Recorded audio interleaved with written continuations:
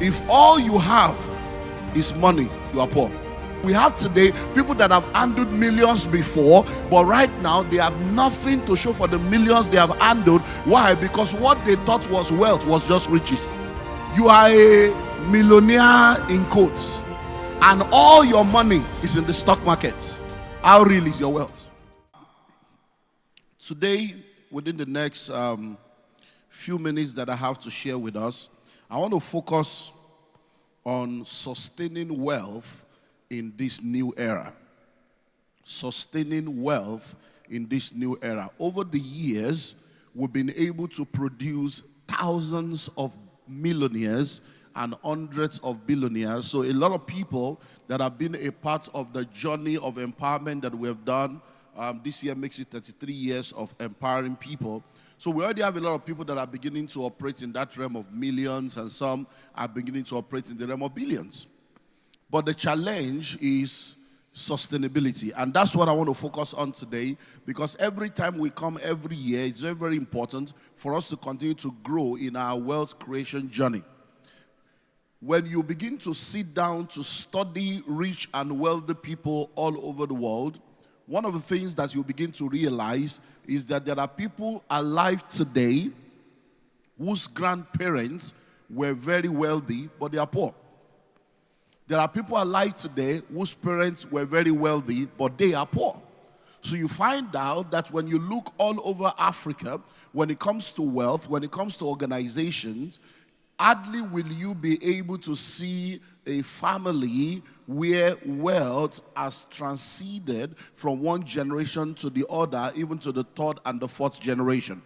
So you find out that a lot of wealthy people that exist today are more like the first generation of wealthy people within their family. So most likely, when you see wealthy people today, their parents are poor or their grandparents are poor, and then they tell you about the story of how they have been able to break through that barrier of poverty and come into a place of wealth. But when you also sit down with them, you find out that one of the major fear of a lot of people that are first generation wealthy people is the fear of, will this wealth that I have been able to create, will it live beyond me? So you see a lot of people thinking of how to ensure that their children and those that have come after them are better positioned and better equipped, so that the wealth that they are creating can transcend beyond them. Now, in the month of March, we have a group known as the Billionaires Conclave, and our focus in the month of March, in our meeting this year, was building transgenerational wealth. Why? Because we're trying to help people to understand that it's not just enough for you to become wealthy for yourself. You need to be able to build transgenerational wealth and build transgenerational organizations. And we began to look at some of the organizations that have not been able to move beyond 20 years, 30 years of their existence. And we also did a case study of some organizations that have transcended 50 years and 100 years. And one of the things I shared with them, which is part of what I want to reveal to you today, is the fact that one of the reasons why a lot of organizations and a lot of wealth does not go beyond the first generation to become sustainable is because most of the time, the first generation is always a pioneering generation. When people are pioneers, they have that drive and that passion to make sure that they push and push and push until they're able to come into a place that makes this easy for them. So the first generation is always a pioneering generation, but by the time the second generation comes, unfortunately, the second generation most of the time becomes a maintenance generation. So the second generation begins to focus on how they can maintain what the first generation has created and pioneered. By the time we get to the third generation, you find out that the third generation have become an entitlement generation. Because most of the time, the third generation are people that are born into a place where they have not been able to understand the struggles of the first generation. They were born into wealth, they were born into ease, they have been to leverage on the possibilities that have been created by those that have gone ahead of them. So you now find out that by the time we get to the third generation, the wealth begins to fizzle out instead of being sustained. So in order for wealth to be sustained and in order for wealth to become transgenerational, every generation must be a generating generation. So the first generation must be a generating generation that continues to generate wealth. The second generation must be a generating generation that continues to generate their own wealth while also maintaining the wealth of the first generation. So they use the wealth of the first generation as a leverage to speed up their own journey while generating their own wealth with the uniqueness of their environment and the uniqueness of their own generation. And the third generation should never be an entitlement generation. The third generation should appreciate whatever they have received as a gift of grace and as an opportunity to move faster and make greater impact. So the third generation should also be a maintenance generation that is also a generating generation, because you find out that even though we have one world, we have different seasons. So seasons will always change, time will always change. And that's why we say to people that in the world that we live in today, you have to learn, unlearn, and relearn continually. So in sustaining wealth in today's era, there are a few things that I want you to take note of. And let me just narrow it down to two. Number one, what is your definition of wealth? And then number two, how real is your wealth? If you are going to sustain wealth in this new era, you need to have the right understanding and the right definition of wealth. Number two, you need to answer the question of how real your wealth is. Now, when we talk about wealth, Sunday has done an amazing job in trying to help us to understand the difference between riches and wealth, because riches is more of cash-based, but wealth is asset-based. So when we are talking about wealth, we are not talking about just having cash. We are talking about assets. We are talking about impact. We are talking about legacy. So it's very, very important for you to know that if you are going to sustain wealth in this new era, you have to have the right understanding and the right definition of wealth. When you get the book Pathway to Wealth, one of the things that I did in that book is to help us to understand who a millionaire is, and then to help us to understand what wealth is, and then we looked at the components of true wealth. Now, if all you have is money, you are poor. If all you have is money, you are poor. If all that you can lay claim on is that you have money, you are not really a wealthy person, because wealth is beyond money. So when we look at what I call the components of true wealth, there are some things that has to be in place in order for you to say you are truly wealthy, because they are all the ingredients and components that come together to really create and define a truly wealthy person. Number one, strategic relationship. A truly wealthy individual is a man or woman that has social capital. It's a man or a woman that have the right kinds of relationships in their life. And you don't ever want to know what it means to have all the resources and not have people in your life. There are a lot of people that have done a lot of things to try to get money. They've kicked out people, they've maligned people, they've defrauded people, and they've done all kinds of stuff only for them to now have the money and there's no one to enjoy the money with. A lot of people have lost their family in pursuit of wealth and in pursuit of riches, only for them to finally have the money and there's no family to enjoy it with. So when we're talking about real wealth, one of the components of real wealth is strategic relationship. Number two is the material possession. Material possession, which is assets. So you need to have assets, and I'll come back to that. Number three is cash. And that's very, very much part of wealth, but that is just one component of wealth, because if all you have is cash, then you're not truly wealthy. Number four is experience. Experience is wealth. That's why we talk about wealth of experience. Number five is knowledge and skill. Knowledge and skill, because in the world that we live in today, knowledge is the new money, and those who know rule over those who do not know. To the degree that you are ignorant, that's to the degree of bondage that you're going to be experiencing in your life.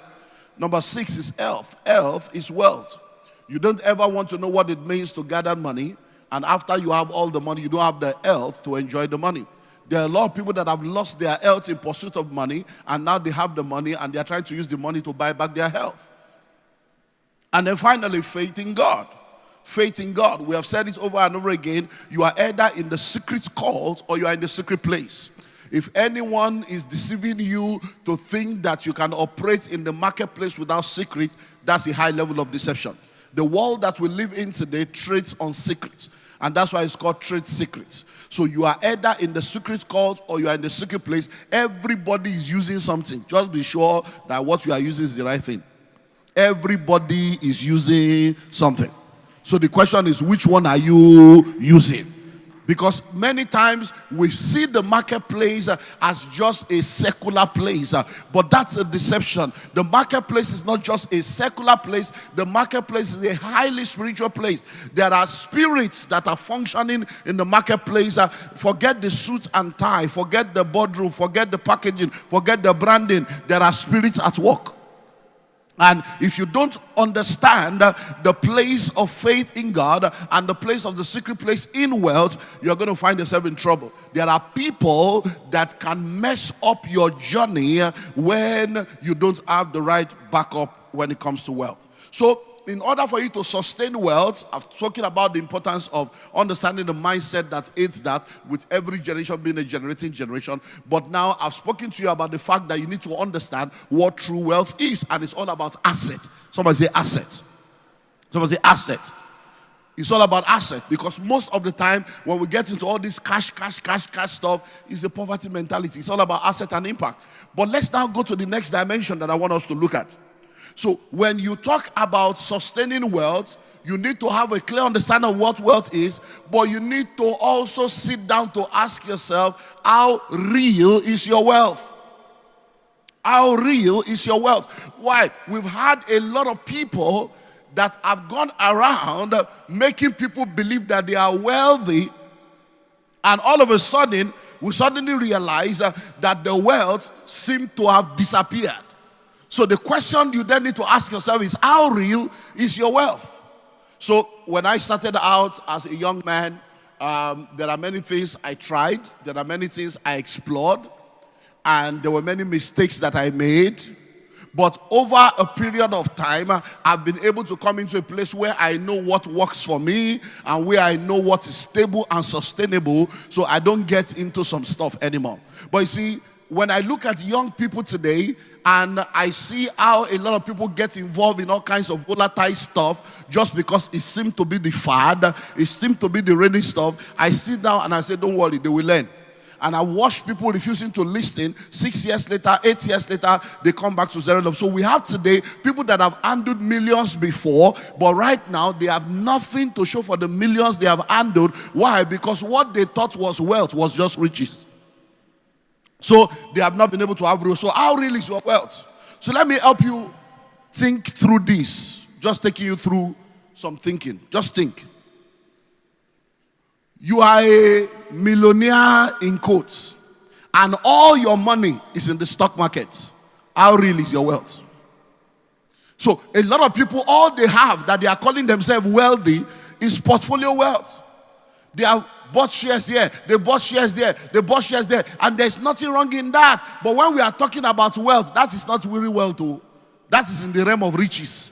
Because when you have money in the stock market and you have shares of this company, shares of that company, it's very powerful. It helps you to become rich. It helps you to have income. It helps you to make money. It helps you to grow your money. But when we are talking of real wealth, don't sit down in that realm. Because if the stock market crashes or that company falls up, you can move from 1 billion to 200 million. I think it was last year or 2 years ago when Facebook had a glitch for a few hours, and they said that the wealth of Zuckerberg was wiped out by like 7 billion just in a matter of hours or days or something. Now, so that's an example. So many people that are saying they are wealthy, how real is your wealth? Let's go to cryptocurrency. Digital wealth. Elon Musk today, Elon Musk tomorrow. So we have a lot of young people that are making so much money. They've done crypto, they've done Bitcoin, they've done, no problem. But when we are talking of sustaining wealth, it's not inside stock market or inside crypto that you will sustain wealth. Because all these things are so volatile. They have their place. They are not wrong. You can use them on your journey to make money, to increase the money. But when it comes to wealth that is sustainable, you have to ask yourself, how real is your wealth? Because I was in a meeting, I think it was 2 years ago or thereabout. That's what today. The meeting was in January, and within 3 weeks, something shifted. I was in that meeting and I was talking about, the importance of real estate and this and that. And a man asked a question. And I said, what's the question? He said, sir, I follow you, but I see that you have this bias for real estate. You're always talking real estate. But you see, cryptocurrency is real. There's so much money in cryptocurrency. It's so real. So what do you have to say? Because every time you just be talking real estate. So when they finished, I said, well, I just want to ask you a question. Right now, as you are talking to me right now, how much is your total net worth in that crypto world? He said, I have like 38 million. I said, wow, wonderful. I said, so how many houses do you have? He said, I don't have a house. I'm a tenant, but I pay my bills. I said, you are a poor man. I said, you are a poor man. I said, look, I will advise you. If you truly have 38 million in crypto, go and remove 30 million now, cash. Go and buy 2 bungalows at 15 million. And then begin to make money from it. That is a cash flow producing asset. And then let the remaining 5 to 7 million in crypto continue to grow. He said, no, you don't understand. I said, all this, do you know what happened in less than 3 weeks? That crypto thing crashed. And then I got an email. And the man was insulting me and fighting me. And he said, sir, I'm the one that asked you a question, but I thought they said you are a pastor. When you knew that the crypto was going to crash, why didn't you tell me? You are now telling me to go and sell 30 million. So you already knew that it was going to crash. And I'm like, hey, baby, see me see trouble. How real is your wealth? How real is your wealth? Let me take you to another third dimension. Because we have to do, because sustaining wealth. I've been around for a while. Hey, he's a rich man. She's a rich woman. Let's wait now. 10 years later, 20 years later, 30 years later, 40 years later, 50. Let's find out whether you are still there. So if you are into portfolio wealth, you need to have a rethink of how to position that portfolio. Number 2, if you are into digital wealth, you need to have a rethink on how to position that digital wealth. Number 3, how real is your wealth? If your wealth is local, you have what I call localized wealth, you need to have a rethink. Why? Because the world is a global village, the internet is the village square. And if you are in a global village, you have to be a global player. And to be a global player, you cannot have local wealth without global relevance. So if you want to sustain wealth and all your investment is within one geography, it means that when something happens in that one geography, you are down to zero level. Case in point, Ukraine. So we also what happened in Ukraine. And we saw how that a lot of people in their thousands have to be relocating to Poland, some were able to go into Russia and go into all the neighboring states. And there are people that were called wealthy people in Russia. Today, they are fugitives. There are people that are called wealthy people in Russia. Today, they are looking for how to survive. Why? Because when they left Ukraine, when they left Ukraine, because all their wealth was localized and then everything was locked up, they left and they couldn't carry anything along with them. But those that had global wealth, even though they lived in Ukraine, they had wealth, they have investment, they have assets all over. So when they move out of Ukraine and move to any country, there are things waiting for them there. So, how real is your wealth? Then let's talk about companies also. Let's talk about business, because now a lot of people understand that when we talk about the vehicles of wealth creation, all these things are the vehicles that create wealth. But we're talking about sustaining wealth now. So the syllabus is like we are bringing you to the next level. Because when you go to primary school, you have teacher. When you go to secondary school, you have teacher. By the time you go to university, you have lecturer. You don't have teachers. And you need to understand that in Wealth Summit 3.0, we cannot keep you at the same level, because over the last 2 years, many people have become millionaires already. And we need to now begin to give you the next dimension of the syllabus, so that you will not come and become a liability after 5 years of wealth. Because let me tell you something, it's better not to have money and then to have it than to have money and not have it again. So let's look at companies. So when we're talking about sustainable wealth, how real is your wealth? There are a lot of people that the only wealth that they can lay claim to that makes them to say that they are rich is because they have started a business. They started a business, and then there are branches of the business in different parts, and the business is producing money for them. But guess what? When COVID came, a lot of people that were entrepreneurs, a lot of people that were business people suddenly realized that as COVID came and the entire world was in a lockdown, even though there were entrepreneurs that had businesses, their businesses were in the lockdown. Why? Because their wealth was tied down to just their company, to just the organization that they run. And because the business was locked down, they found themselves in trouble. One of the major, product of our nation that is doing an amazingly wonderful job shared with us in one of the meetings where we hosted her on how that for the first time in her life, in the midst of COVID, she went into deep depression. Why? Because even though she has built a business that was doing billions and they were doing cash flow in dimensions that were just out of this world, when COVID came, she suddenly realized that everything dried up. Why? Because the business they were doing, even though they had all kinds of stores and all kinds of outlets, it was all about people coming every day to buy and money flowing. And the entire business had to come into a lockdown, and she began to rethink her business model and her business system. So what that tells you, if you're going to build sustainable wealth, when you understand what true wealth is, then begin to sit down to ask yourself, how real is this wealth that I claim to have? How real is this wealth that I claim to have? I don't know if you know about Primark, and a lot of companies are folded up as a result of technology, as a result of COVID, as a result of the disruption in the economy. Primark was a company that as of 2019, they were doing billions. By 2020, when COVID came in, the company went belly up. Why were they going belly up? They went belly up simply because when they were, before COVID, their business model was all about having an outlet where people can come and buy. But they did not have an online, e-commerce platform. And when COVID came, because of lack of that e-commerce platform, the company was wiped out. And there are a lot of organizations like, so you can have a company, you can have a business. One of the films I'll probably ask you, or movie I'll ask you to go and watch, is called The House of Gucci. The House of Gucci.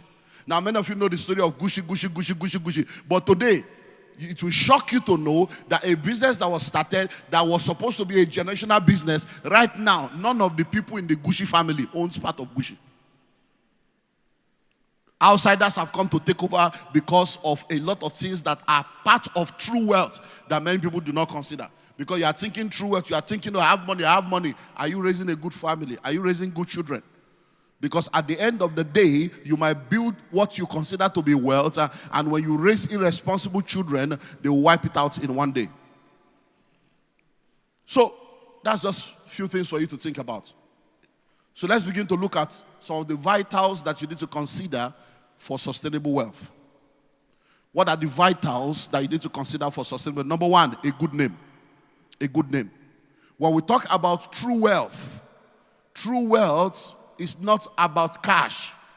It's about assets. And one of the greatest assets you can have is a good name. One of the greatest assets you can have is the asset of a good name, is the asset of integrity. Listen to me, there are names that opens doors. And when you come into a place where your name has been made great, you have become truly wealthy. And that name, no matter where the name is mentioned, continues to open door, continues to give a leverage. So listen and listen well. If you are one of these get-rich-quick, covetous people that just want to make money anyhow, and you want to mess up your name on the name of money, because at the end of the day, one thing that will help you to sustain wealth is what? Is a good name.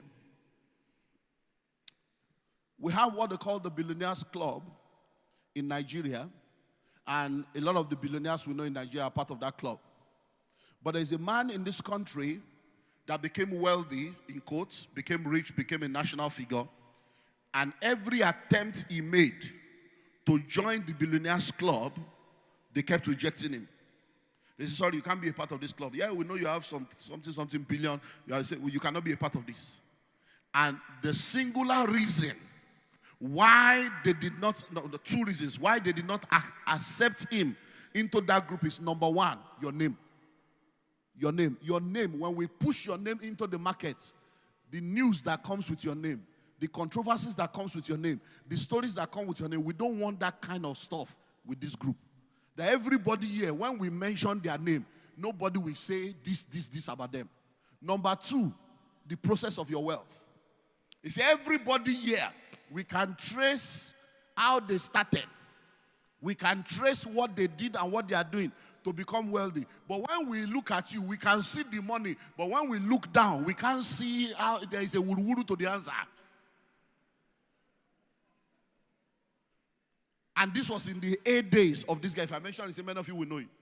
8 days of this guy, he was playing in hospitality, playing in oil and gas, playing in the aviation industry, playing today. He's nowhere to be found. He's still alive.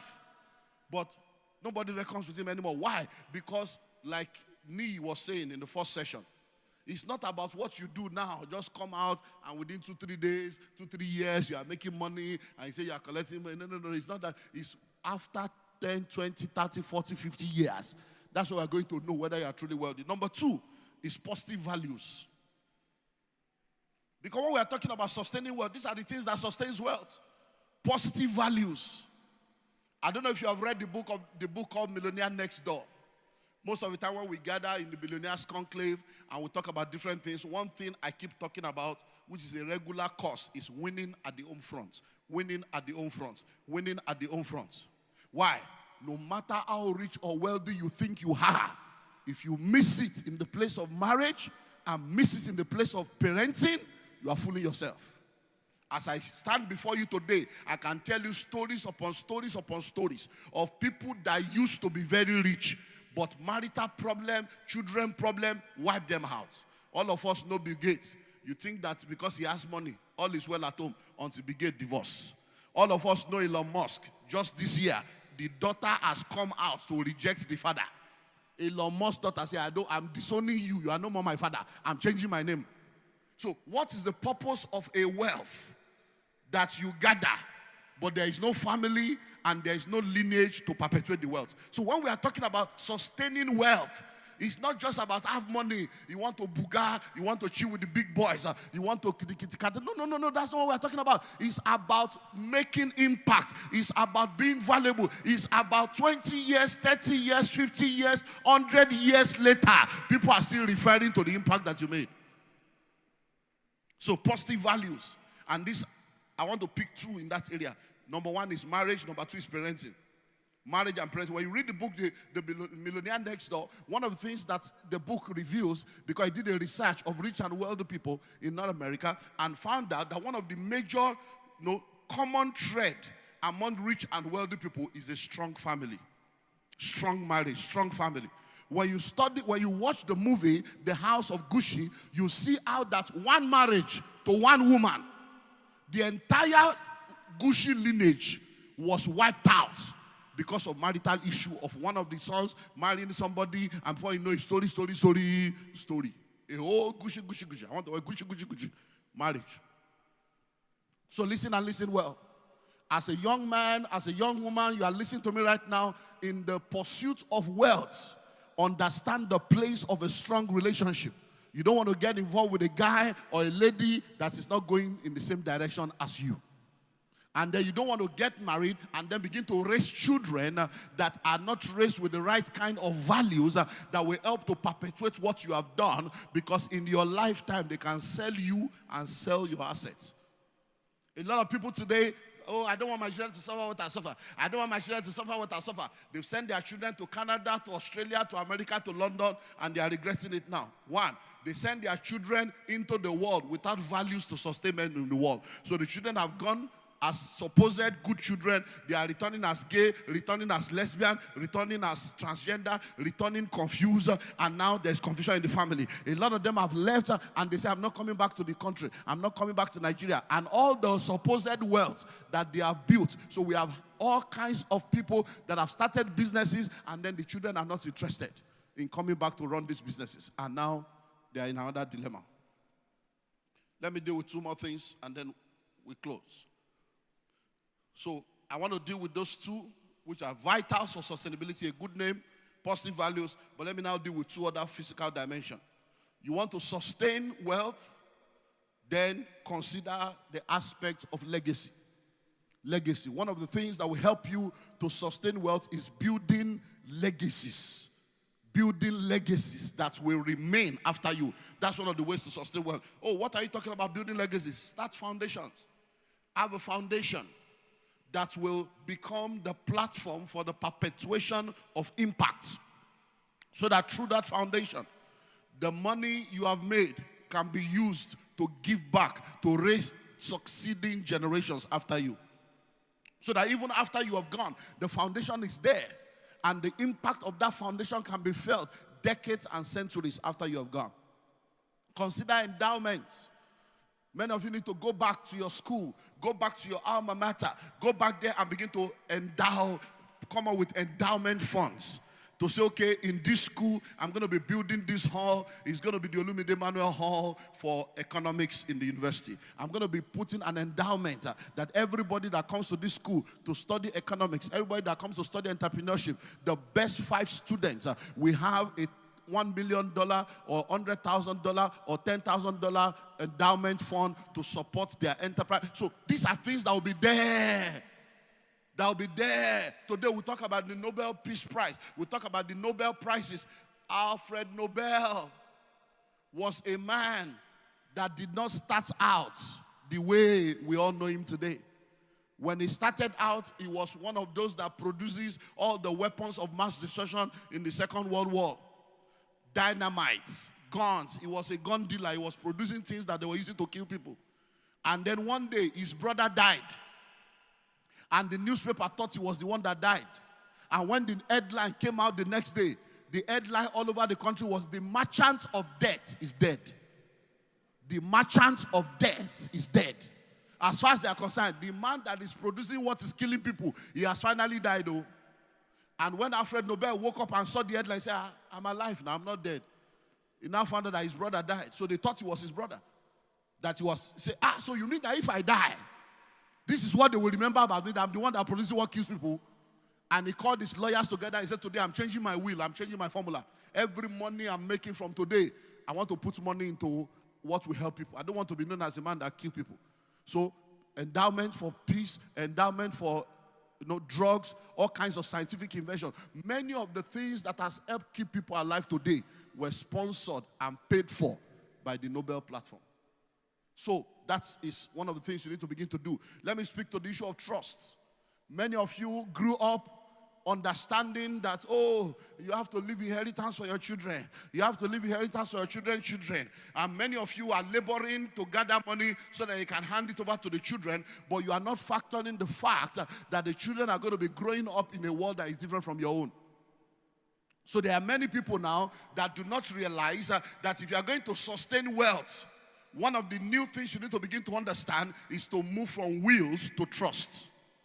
Move from wills to trust. Move from writing wills to say you are handing over something to your children to trust, where the entire thing you have built is put in a trust, and you can define the kind of access and the kind of progression that your children can have with reference to the wealth, so that they can all be able to become a generating generation. So when you look at people like Bill Gates, you look at many of the rich and wealthy people, they have told their children, "We are not leaving anything for you," so that you can go and produce your own. Why? Because transgenerational wealth will not happen except every generation becomes a generating generation. So finally, you want to have wealth that will be sustained, then you need to invest in real and diversified assets.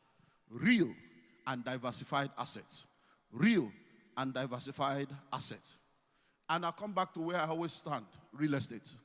Real estate is the only real investment.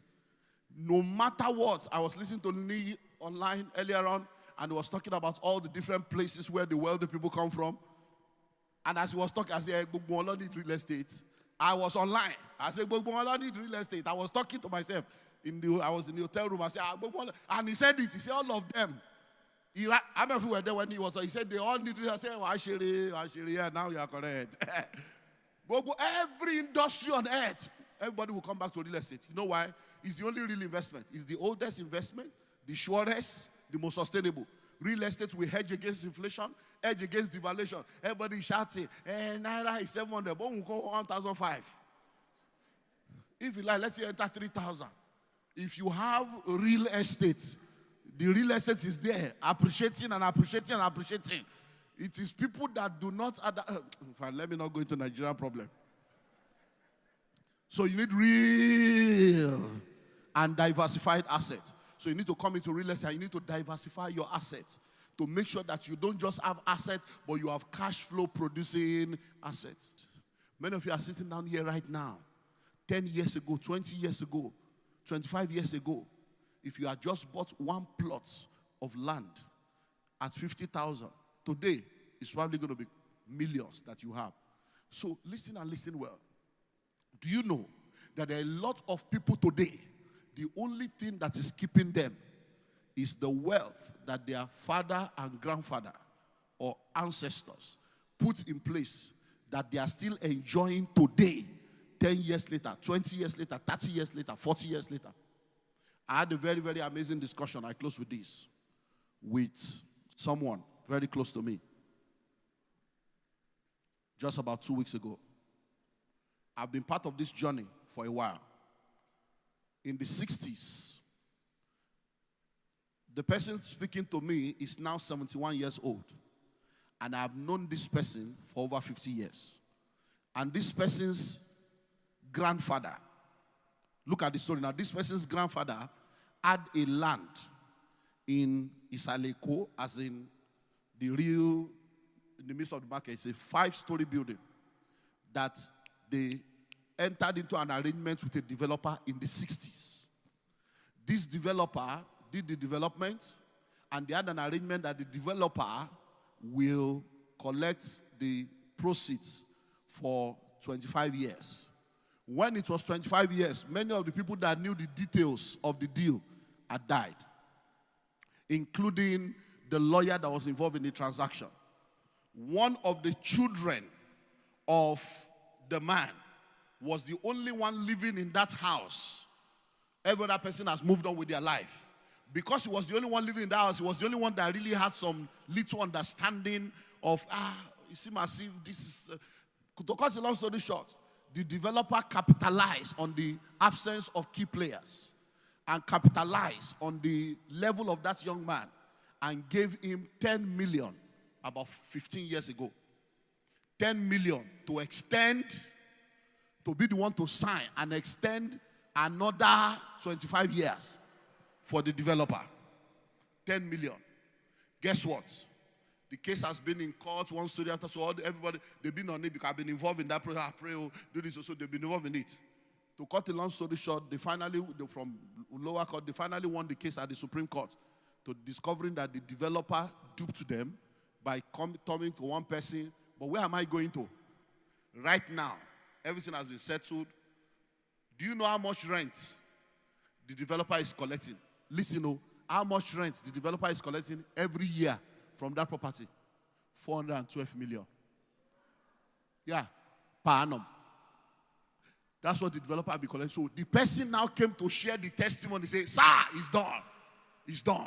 That by October, they are returning the building to us. And that the rent that the developer is collecting is 412 per annum. Okay, so I'm telling you in advance, okay, because I'm at 412. October, so we're going to collect 412 now, and it's 6 of us remaining that we share the money. This is a 71-year-old woman. Okay, so that we know what to do with my own portion. Now, listen, this is a property of the 60s. A 70-something-year-old woman is going to be. So imagine 412 every year. What are you doing? But the question I want to ask you and what I want you to think about is, where your ancestors has failed you, don't fail your descendants.